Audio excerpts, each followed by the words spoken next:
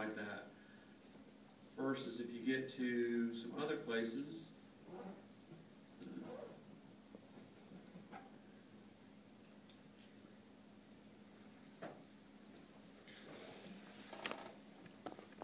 let's just go to something different better.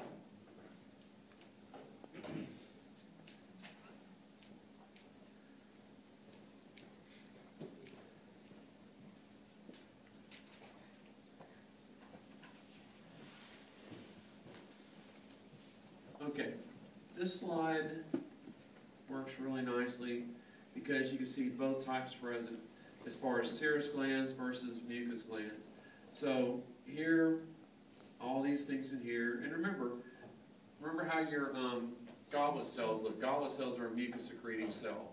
So you get a feel for what mucus secreting cells look like. So here are your mucus acinar units in here, and then scattered throughout. Here are just purely serous secretory units. And then this structure right here, you know, is a serous demi-lumen. It's this half-moon structure capping or on the outside part of a mucus secretory unit. So serous demi-lumen is this thing right here. Okay? So if you're asked to, what type of glandular secretion does this gland do? It's a mixed gland because it's got both. Yes, sir? So in this area, are most of the mucus secreting ones surrounded by or covered on the outside by the serous? The answer is yes. And when you see, and it's classic for this type, for this gland in particular, the answer is yes. But you can find, if you looked around enough, you'd probably find some pockets that you would find some that did have serous demi-lumes on it, but they're very hard to find. But, and then inside, when you look at the serous glands, so doesn't matter where you're looking, each of these individual little granules, so you can see all the individual dark red granules, those are zymogen granules. So you could get pointed to the granules to identify the structures at the point or something like that, and wanting granules. Maybe you could point to one of the cells and say, what do we find inside these cells? I don't know. The imagination runs wild. Okay? So again, all part of parenchyma. Okay? So serous demi-lumes, these are all mucus cells. Mucus secretory unit, mucus acinar unit, however you want to think of it.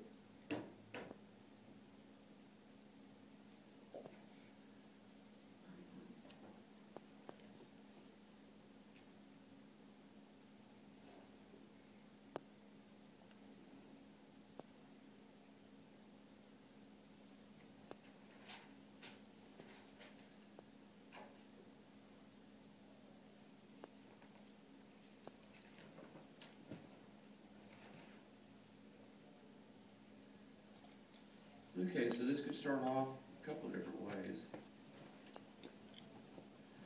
You could ask to identify the epithelium. And you can remember, anytime you see this epithelium with the obvious cilia on its surface, because remember we looked at like simple columnar in the gut that had microvilli on the surface, you couldn't see individual microvilli. Here you can actually see individual little cilia. It almost looks like a bad shag carpet or something on the surface of this. So here's the cilia. Goblet cells are going to be present. You can't tell, but you see the basal layer of cells, and really all cells touch the basal layer. All cells don't make the surface. The cilia, the dead giveaway for pseudostratified, ciliated columnar epithelium. And yes, you need to write out the whole bit. Okay? Pseudostratified, ciliated, columnar epithelium.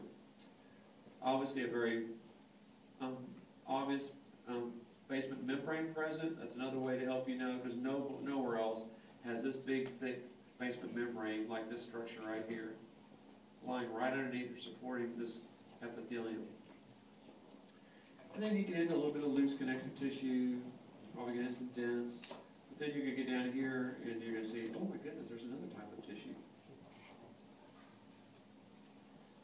So you see one like this, and you look around. The first thing you ask yourself a couple of questions: do I see obvious, like, fiber types, or really, kind of stuff scattered throughout it? No, it looks pretty homogeneous. in nature. You see lots and lots of isogenous groups present inside this cartilage. Okay, to me, those are the two big giveaways for hyaline cartilage. And you know that this dark purple material immediately surrounding one of our lacunae or whatever, so here, dark purple is your territorial matrix. The lighter staining material got in here is going to be your interterritorial matrix. So these would be individually, chondrocyte would be the cell, the space would be a lacuna. This structure, or these, what is this thing, somehow, could be an isogenous group. We see more than one chondrocyte inside the same lacuna. It's an isogenous group. We come back out here. This is going to be your perichondrium, and understand there's perichondrium on either side of this cartilage. And it really kind of works about the same way that you saw for periosteum, in that there's a kind of outer fibrogenic layer, and then more of an inner chondrogenic layer. So you may not have that defined for you like that, but the perichondrium basically works the same way that the periosteum did. All right? These cells in here that are rounded in nature, not surrounded by lacunae, I would call a chondroblast. That's just me. Once they start secreting matrix and get surrounded by cartilage and get inside a lacunae, I would call them a chondrocyte. So these are all chondrocytic, and let's just leave it at that for me describing this for you. I don't think there's anything else relative to this.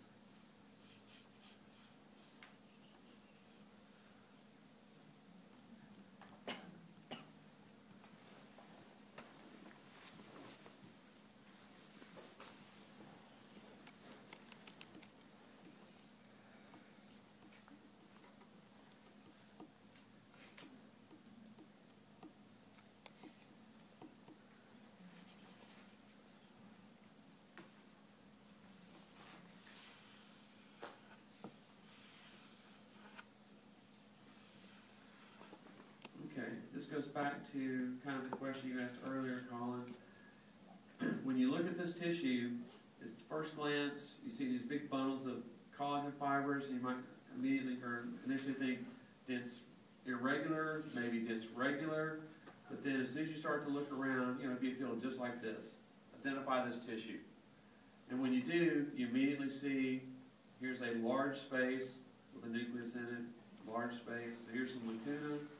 Some more lacunae, and when you see that, you know that this has got to be a cartilage. It can't be it's not bone. It doesn't look like bone. And bone's never going to have this connective tissue look to it. So you know right away this would be fibrocartilage. Okay? Lots and lots of collagen fibers and scattered lacunae throughout. Now some tissues, the reason why some of this looks more like collagen fibers, like dense irregular than some other places, is actually you have some areas of the body that began as a dense irregular connective tissue and become fibrocartilaginous as we age. Just like some of you saw the scapular ligament in your cadaver had ossified. Okay, well things happen to tissues over time. And so in areas where we have a lot of abrasion, a lot of force and things, you can have tissues change. We're going to talk about the TMJ, temporomandibular joint, and the disc that's in there interposed between the bones begins as a connective tissue structure that becomes fibrocartilaginous as we age. So if I were to look at the fibrocartilage of the intervertebral disc, it would look different than this does, because it would be a fibrocartilage from the start. You'd see more of a cartilage nature to it as opposed to this dense irregular connective tissue appearance. But lacunae inside all this dense connective tissue, dead giveaway. You're going to remember no perichondrium. So could you find isogenous groups here? Yes. The answer is yes. The reason is if there's no perichondrium, that means it's got to increase by interstitial growth. It can't grow appositionally. So when you look around,